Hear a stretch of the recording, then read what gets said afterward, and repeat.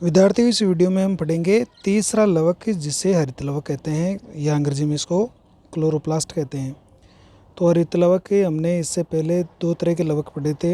अवर्णीय लवक leucoplast जिनको कहा था और वर्णीय लवक जिनको क्रोमोप्लास्ट कहा था। और तीसरे कलर का जो हरे रंग का वर्णक है ये है हमारा हरित लवक। तो ये जो हरित लवक होते हैं ये हरे रंग के होते हैं। हरे रंग के ये प्लास्टिडियल लवक होते हैं और इनका जो प्रमुख कार्य है वो है प्रकाश संश्लेषण करना।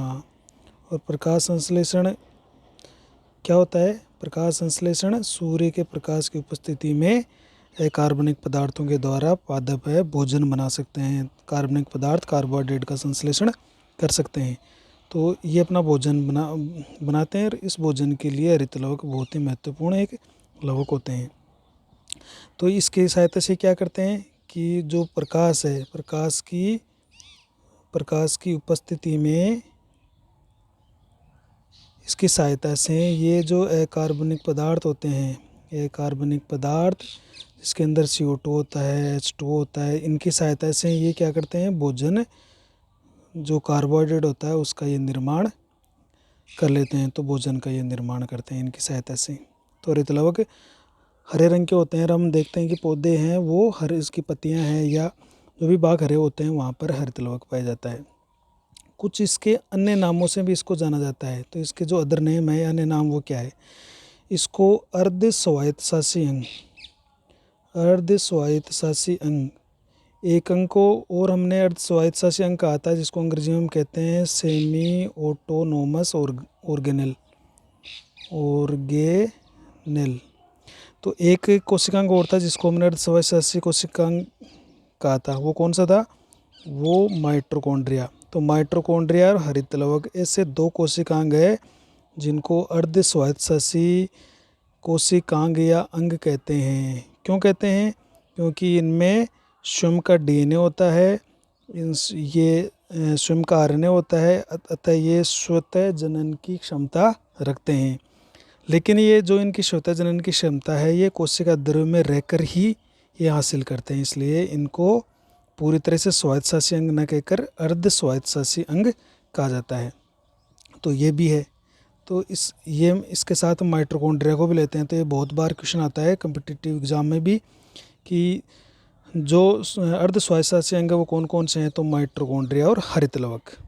दूसरे इसका नाम हो सकता है किचन ऑफ सेल, जिसको हम हिंदी में कहें तो कोशिका का रसोई घर, या इसको हम कहेंगे किचन ऑफ सेल।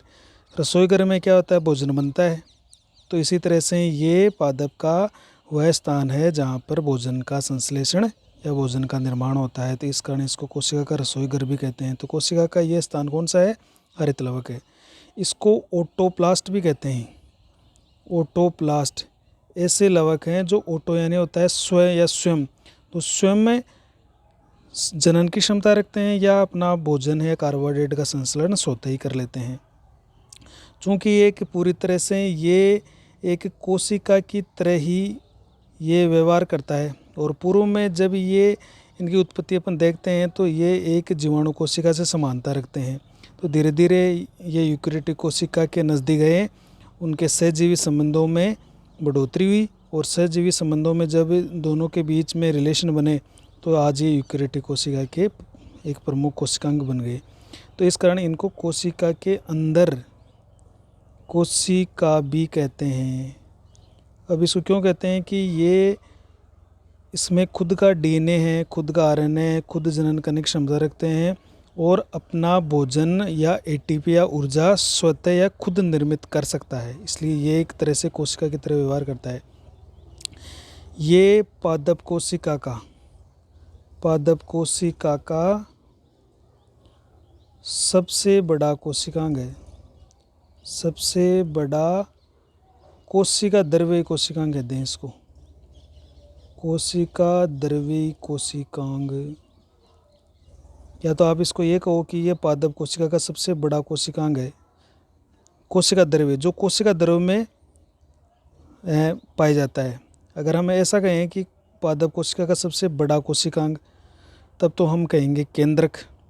लेकिन जब कोशिका द्रव्य शब्द इसके अंदर ऐड कर देते हैं तो कोशिका द्रव्य में चूँकि केंद्रक होता नहीं है, तब हम इसे कहेंगे हरित लवक। तो पादप कोशिका का सबसे बड़ा कोशिका द्रव्य कोशिकांग हम हरित लवक को कहते हैं। और इसे प्रकाश संश्लेषी रचना भी कहते हैं। प्रकाश संश्लेषी संरचना, द स्ट्रक्चर ऑफ एक ऐसी स्ट्रक्चर जिसमें फोटोसिंथेसिस या प्रकाश संश्लेषण होता है, यानी भोजन का निर्माण होता है। तो इस तरह से इसके बहुत सारे नाम हो गए। देखियो, इसको हमने क्या कहा, इसको हमने अर्ध स्वायत्तासी अंग कह दिया, क्योंकि ये स्वतः जनन की क्षमता रखते हैं लेकिन कोशिका द्रव्य में अंदर रहकर ही, इस कारण इसको पूरी तरह से स्वायत्तासी अंग न कहकर अर्ध स्वायत्तासी या सेमी ऑटोनोमस ऑर्गेनेल कहते हैं। क्योंकि भोजन का निर्माण स्वयं करता है, तो कोशिका में हरित लवक ऐसे स्थान है जहाँ पर कार्बोहाइड्रेट या भोजन निर्मित होता है। इस कारण इसको रसोई घर या किचन ऑफ सेल कहते हैं। ऑटोप्लास्ट कहते हैं क्योंकि ये भोजन को स्वयं निर्मित करते हैं। कोशिका के अंदर कोशिका भी कहते हैं क्योंकि ये एक तरह से कोशिका की तरह ही इनकी उत्पत्ति हुई है और आज ये कोशिका के अंदर कोशिका की तरह रहने वाले हैं। इस कारण इसको कोशिका की तरह कोशिकांग भी कहते हैं। पादप कोशिका का सबसे बड़ा कोशिका द्रव्य ही कोशिकांग हरित लवक ही होते हैं और इसको प्रकाश संश्लेषी रचना भी या संरचना भी कहते हैं। नेक्स्ट पढ़ते हैं, इनकी संख्या कितनी हो सकती है, आखिर हरित लवक कितने हो सकते हैं। तो इनकी संख्या में कोई निश्चित इनकी संख्या नहीं है। इनकी संख्या जीरो से लेकर कितनी भी संख्या इसमें पाई जा सकती है। जैसे हम कहें तो कवक जो होते हैं पादप, उनके अंदर तो ये एब्सेंट रहते हैं, होते ही नहीं है। जो फंगस होते हैं, फंजाई, उनमें तो पाए नहीं जाते। लेकिन अलग अलग जो शैवाल है या पौधे हैं तो उनमें अलग अलग टाइप के हरित लवक या अलग अलग संख्या में हरित लवक पाए जाते हैं। जैसे कुछ ही स्पेशल अपन देखें तो एक क्लेमाइडोमोनास जो कई परीक्षा में पूछे जाते हैं, और यूलोथ्रिक्स जो एक ग्रीन एल्गी है, हरा शैवाल है, उनमें एक हरित लवक पाया जाता है। इनकी कोशिका में आपको एक हरित लवक मिलेगा और वही भोजन का निर्माण करेगा। एक शैवाल है जिग्निमा, उसके अंदर 2 हरित लवक पाए जाएंगे। हरित लवक 2 की संख्या में रहेंगे। एक स्पाइरोगायरा शैवाल है, बहुत ही उपयोगी शैवाल स्पाइरोगायरा, जिसके अंदर लगभग 15 तक ये पाए जाते हैं। और जो पादप कोशिका होती है, पादप कोशिका एक, अगर अपन कोशिका की बात करें तो इनमें लगभग ये 20 से लेकर 40 तक पाए जा सकते हैं तक हरित लवक। कुछ अपवाद स्वरूप कुछ पादपों में इससे भी ज़्यादा हरित लवक पाए जा सकते हैं, लेकिन नॉर्मली जो रेंज है वो इनकी यही है। नेक्स्ट अपन देख लेते हैं कि इसकी आखिर इनकी आकृति कैसी होती है। जो हरित लवक होते हैं वो किस शेप में होते हैं, तो इनकी आकृति है वो अलग अलग होती है, अलग अलग आकृति होती है, कोई इनकी निश्चित आकृति नहीं है। जैसे कुछ की अपन बात करें उदाहरण के तौर पर, जैसे अपन कुछ उदाहरण लें तो जो क्लेमाइडोमोनास है, क्लेमाइडोमोनास, इसमें जो हरित लवक होता है ये प्यालेनुमा होता है, प्यालेनुमा। जैसे ये क्लेमाइडोमोनास है तो उसके अंदर इस तरह से प्यालेनुमा आकृति के अंदर जो हरित लवक वो पाया जाता है। इसके बाद में अपन देखते हैं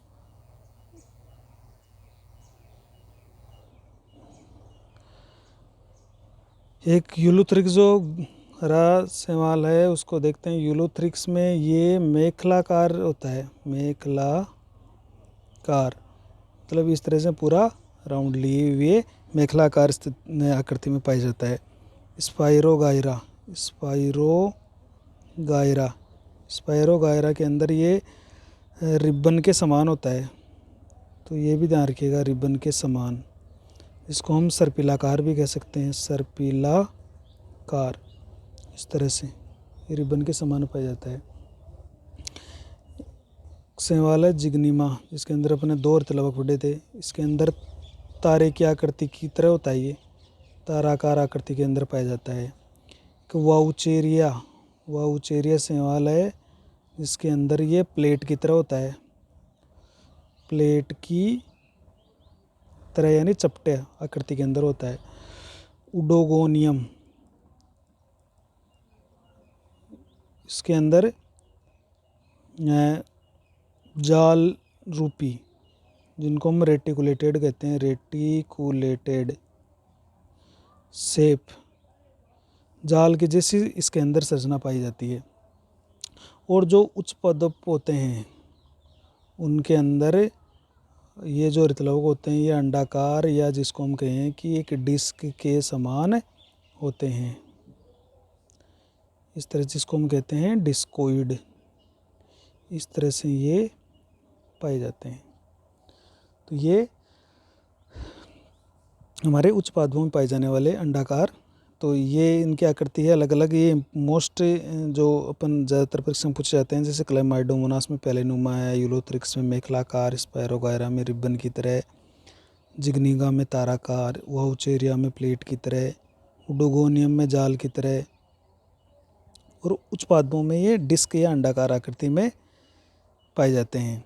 तो इनको आप एक ट्रिक बना के याद कर सकते हो। जैसे क्लेमाइडोमोनास में पैलेनुमा है तो आपको चित्र के द्वारा इसकी याद रह जाएगा। ये यूलोथ्रिक्स में मेखलाकार है तो ये पूरे राउंड के अंदर फैला रहता है। स्पायरोगायरा, स्पायरोगायरा तो इस सर्पिलाकार का मतलब स्पाइरल, तो स्पाइरल से रिबन या स्पायरोगायरा से स्पिरल या सर्पिलाकार आपको याद रह जाएगा। जिग्निगा में ताराकार, तारे जैसे जगमग करते हैं या चमकते हैं तो जिग्निगा में ताराकार आकृति होगी। वाउचेरिया तो इसमें थोड़ा याद रखिएगा आप, ये एक प्लेट की तरह है। और उडोगोनियम जाल रूपी, जैसे जाल को लेकर उड़ गए, पक्षी उड़ गए, तो उस तरह से आप इसको एक ट्रिक बना के याद कर सकते हो। उडोगोनियम में जाल रूपी ये पाया जाता है। और जो बाकी उच्च स्तरीय पौधे होते हैं उनमें अंडाकार या डिस्क की तरह आकृति में ये पाए जाते हैं। देखते हैं, हम इसकी संरचना देखते हैं, फिर इसका वर्णन करेंगे आगे। आखिर